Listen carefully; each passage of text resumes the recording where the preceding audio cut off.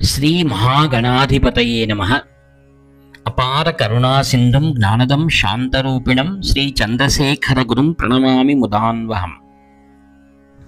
దేవుని స్వరము ప్రవచించిన వారు శ్రీ కాంచి కామకోటి పరమాచార్య శ్రీ శ్రీ శ్రీ చంద్రశేఖరేంద్ర సరస్వతి మహాస్వాముల వారు. విషయము మహాభారతం. ఈనాటి భారతీయ లిపులకు అన్నింటికీ ఆధారమైన బ్రాహ్మీ లిపిలోనే చాలా ప్రాచీన శాసనాలు వ్రాయబడినాయి. ఈ ప్రాచీన శాసనాలలో వ్రాత చాలా అందంగా ఉండి భాష కూడా అలంకారికంగా ఉంటుంది. తరువాత పల్లవుల కాలంలో కూడా శిలాశాసనాలు వ్రాయబడినవి. భాష కూడా లిపికి సరిజోడీగా ఉంటుంది. తరువాత చోళుల కాలంలో రాతి పలకల మీద వ్రాసిన అక్షరాలు భాష చాలా మటుకు బాగానే ఉంటాయి, కానీ రెండు అంతఃకృతం కాలం కన్నా నాసిరకంగా ఉన్నాయి. పాతవి ముద్రించిన అక్షరాలలాగా ఎంతో అందంగా కనులకు విందుగా ఉంటాయి. మరి కాస్త ఆధునికమైనవి మన కాలానికి దగ్గరగా 100-300 సంవత్సరాల క్రితం కాలం నాటి శాసనాలను చూస్తే అందులో అందము క్రమము ఏది ఉండకపోవడమే కాక తప్పులు కూడా చాలా ఉన్నాయి. అక్షరాలు పెద్దవిగా ఎన్నో దోషాలతో కూడుకొని ఉన్నాయి. ఇదే విధంగా నేను తొలినాటి శిల్పాలను ఈ మధ్య కాలం నాటి వాటిని పరికించాను. వీటిల్లో కూడా ఏ శతాబ్దానివో కూడా తెలియంత ప్రాచీన కాలానికి చెందిన శిల్పాలు చాలా అందంగా ఉన్నాయి.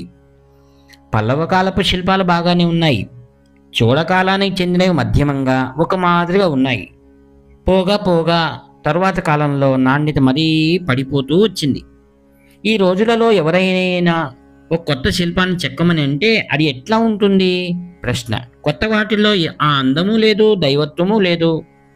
పాత వాటి వల్ల పొందికతనము అనగా సాంఖ్యము లేదు.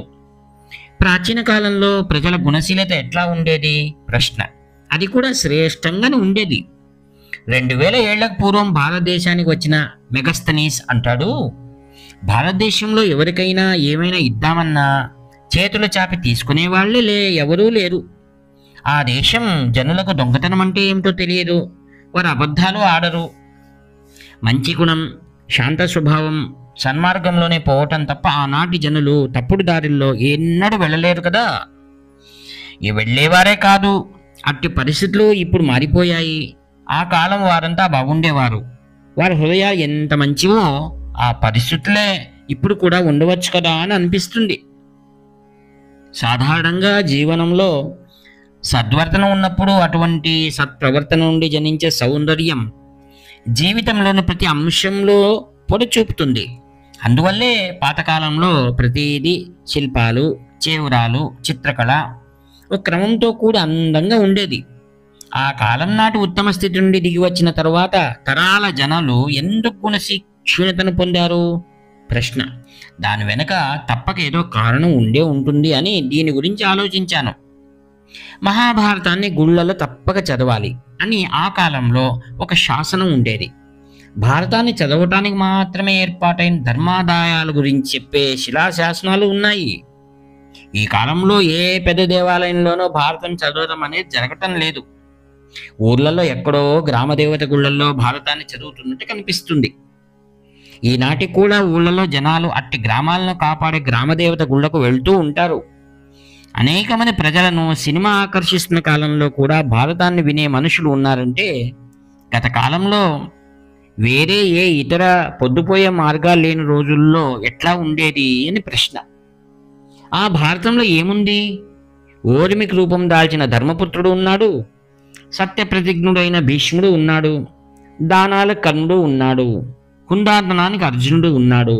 అదేవిధంగా మన రామాయణాన్ని చూస్తే రాముడు అన్ని ధర్మాలకు ఆకారాన్ని దాల్చినవాడు, సీత ఉదారమైన స్త్రీ ధర్మాలకు ప్రతిరూపం. రాముడికి బద్ధ విరోధైన రావణాసుని భార్య మండోదరి కూడా సీతమ్మకు ఏ మాత్రం తీసిపోని మహాపతివ్రత. మనం రామాయణం, భారతం కథలను వింటూనే అటువంటి ఉదార చరిత్ర కలవారి గురించి గుర్తు చేసుకుంటూ ఉంటాము.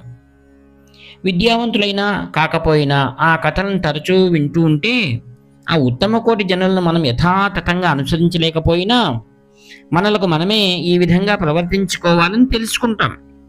అది అంతైనా కూడా ప్రయోజనకరమే. అందువల్లే ఆ కాలంలో ఈ కథలను వింటున్నప్పుడు గొప్ప ధర్మం, న్యాయం నేలపై ప్రవర్తిల్లేవి.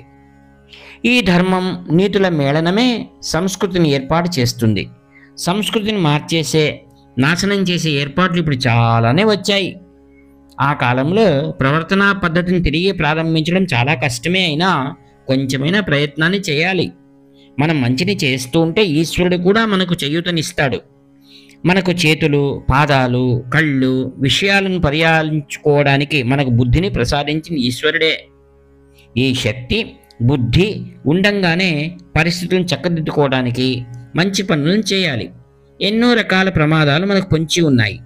జనులకు ఏ దారిన పోవాలో తెలియనప్పుడు పలు పక్షాలు, పలు దారుల్లో మనసులను తికమక పెట్టి దారి తప్పిస్తున్నారు. ఈ స్థితిలో సత్యం, న్యాయం, ధర్మం వారి హృదయాలలో చెదిరిపోకుండా ప్రతిష్ఠితమై ఉండాలని మనం గట్టి ఏర్పాటు చేయాలి. మహాభారతం ఈ విషయంలో మనకు శతాబ్దాలుగా సహాయం పడుతున్నదా మాట ఇక్కడి ప్రజలు చిరకాల అనుభవం. హరి ఓం తత్సత్. ఇట్లు వ్యాఖ్యాత మీ ప్రీతమ నేస్తము నివర్తి నాగభూషణ్ శర్మ. హరహర శంకర. జై.